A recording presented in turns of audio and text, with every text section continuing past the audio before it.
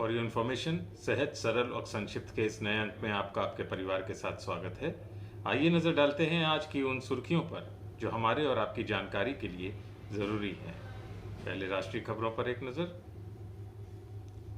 प्रधानमंत्री नरेंद्र मोदी ने बृहस्पतिवार को रूस और यूक्रेन के बीच जारी युद्ध का उल्लेख तो नहीं किया, लेकिन कहा कि आज दुनिया की नजर भारत पर टिकी है और कोविड महामारी के बाद जो नई वैश्विक व्यवस्था उभर रही है उसमें भारत को अपनी भूमिका बढ़ानी है और साथ ही तेज गति से अपना विकास भी सुनिश्चित करना है। उत्तराखंड के मसूरी स्थित लाल बहादुर शास्त्री राष्ट्रीय प्रशासन अकादमी के 96वें सामान्य बुनियादी पाठ्यक्रम के समापन समारोह को वीडियो कॉन्फ्रेंसिंग के माध्यम से संबोधित करते हुए प्रधानमंत्री ने प्रशिक्षु अधिकारियों से कहा कि 21वीं सदी के भारत का सबसे बड़ा लक्ष्य आत्मनिर्भर भारत का है और किसी भी सूरत में इस अवसर को खोना नहीं है।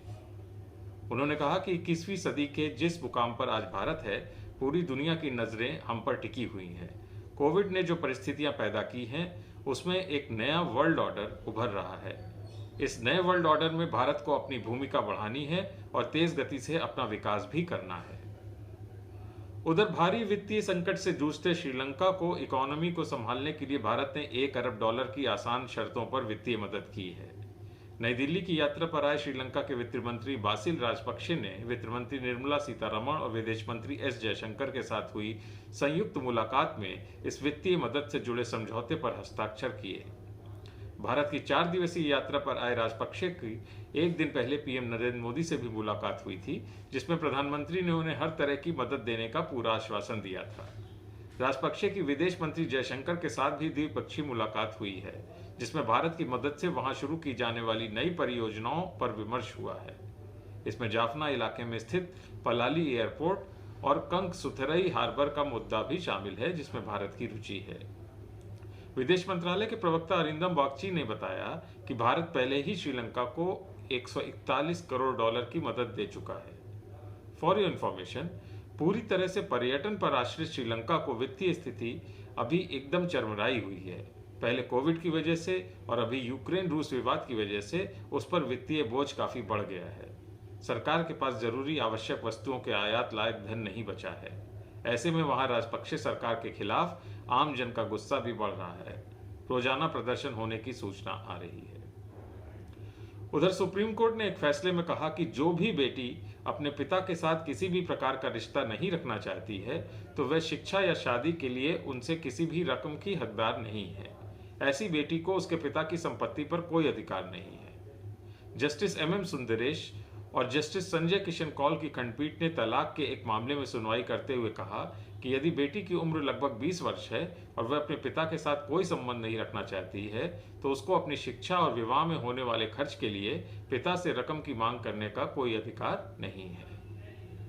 कोविड देश में 12 से 14 वर्ष की आयु के 3 लाख से अधिक बच्चों ने बुधवार को कोरोना रोधी टीके को अपनी पहली डोज ली। इसी के साथ ही देश भर में अब तक टीके की 180 करोड़ से अधिक डोज दी जा चुकी है। केंद्रीय स्वास्थ्य मंत्रालय के आंकड़ों से ये जानकारी मिली है। देश में 12 से 14 वर्ष की आयु वर्ग के लिए कोरोना रोधी टीकाकरण अभियान बुधवार को शुरू हुआ। इस आयु वर्ग को बायोलॉजिकल ई का कोर्बेवैक्स टीका दिया जा रहा है। फॉर योर इन्फॉर्मेशन, इसकी 2 डोज 28 दिनों के अंतराल में दी जाएगी। देश में 1 मार्च 2021 तक की स्थिति के अनुसार 12 और 13 साल की आयु के 4.7 करोड़ बच्चे हैं। अंतर्राष्ट्रीय खबरों पर एक नजर। ब्रिटेन ने यूक्रेन को एंटी एयरक्राफ्ट सिस्टम देने का ऐलान किया है। रक्षा मंत्रालय ने बुधवार को बताया कि यूक्रेन के लिए एंटी एयरक्राफ्ट सिस्टम स्टारस्ट्रैक के साथ ही अन्य सैन्य मदद मुहैया कराई जाएगी। ब्रिटेन ने नाटो रक्षा प्रमुखों के साथ बैठक के बाद ये घोषणा की। रक्षा मंत्रालय ने एक बयान में बताया कि नाटो की बैठक के दौरान ब्रिटिश रक्षा मंत्री ने यूक्रेन को घातक और गैर घातक समेत सैन्य आपूर्ति मुहैया कराए जाने पर सहमति व्यक्त की है। समाचार एजेंसी IANS के अनुसार अमेरिका ने यूक्रेन के लिए अतिरिक्त मदद का ऐलान किया है।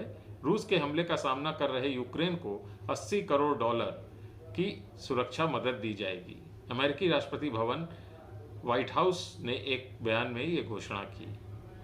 उधर समाचार एजेंसी राइटर के मुताबिक रूस ने अमेरिका को गुरुवार को चेतावनी देते हुए कहा कि पूरी क्षमता के साथ जवाब दिया जाएगा, सभी को उसकी जगह पहुंचा दिया जाएगा। रूसी सुरक्षा परिषद के डिप्टी सेक्रेटरी दमित्री मेदवेदेव ने आरोप लगाया कि रूस को झुकाने के लिए पश्चिम देशों ने यह साजिश रची है। Good to know. होलिका दहन का पर्व संदेश देता है कि ईश्वर अपने अनन्य भक्तों की रक्षा के लिए सदा उपस्थित रहते हैं। होलिका दहन होली त्यौहार का पहला दिन फागुन मास की पूर्णिमा को मनाया जाता है। इसके अगले दिन रंगों से खेलने की परंपरा है, जिसे धुलेंडी और धुलंडी या धूली आदि नामों से भी जाना जाता है। होली के विषय में इतिहास, पुराण व साहित्य में अनेक कथाएं मिलती हैं।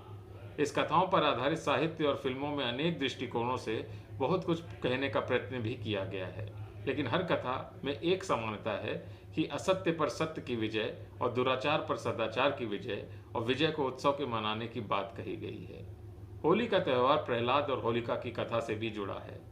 विष्णु पुराण की एक कथा के अनुसार प्रहलाद के पिता दैत्यराज हिरण्यकश्यप ने तपस्या कर देवताओं से ये वरदान प्राप्त कर लिया, वह ना तो पृथ्वी पर मरेगा, ना आकाश में, न दिन में मरेगा, न रात में, न घर में मरेगा, न बाहर, न अस्त्र से मरेगा, न शस्त्र से, न मानव से मरेगा, न पशु से। इस वरदान को प्राप्त करने के बाद वह स्वयं को अमर समझकर नास्तिक और निरंकुश हो गया। वह चाहता था कि उनका पुत्र भगवान नारायण की आराधना छोड़ दे, परंतु प्रहलाद इस बात के लिए तैयार नहीं था। हिरण्यकश्यप ने उसे बहुत ही प्राण यातनाएं दी, लेकिन वह हर बार बच निकला। हिरण्यकश्यप की बहन होलिका को यह वरदान प्राप्त था कि वह आग में नहीं जलेगी। अतः उसने होलिका को आदेश दिया कि वह प्रहलाद को लेकर आग में प्रवेश कर जाए, जिससे प्रहलाद जलकर मर जाए। परंतु होलिका का यह वरदान उस समय समाप्त हो गया जब उसने भगवान भक्त प्रहलाद को वध करने का प्रयत्न किया। होलिका अग्नि में जल गई, परंतु नारायण की कृपा से प्रहलाद का बाल भी बांका नहीं हुआ। उसके बाद भगवान विष्णु ने अपनी नाभि से नरसिंह के अवतार का जन्म किया और राक्षस हिरण्यकश्यप का वध किया। तभी से होलिका दहन मनाया जाता है। इस घटना की याद में लोग होलिका जलाते हैं और उसके अंत की खुशी में होली का पर्व मनाते हैं। बुराई पर अच्छाई की जीत, असत्य पर सत्य की जीत। होली की पावन अग्नि में सभी के जीवन की मायूसी, दरिद्रता, आलस्य की ज्वाला हो और आनंद, सुख, स्वास्थ्य और शांति आए।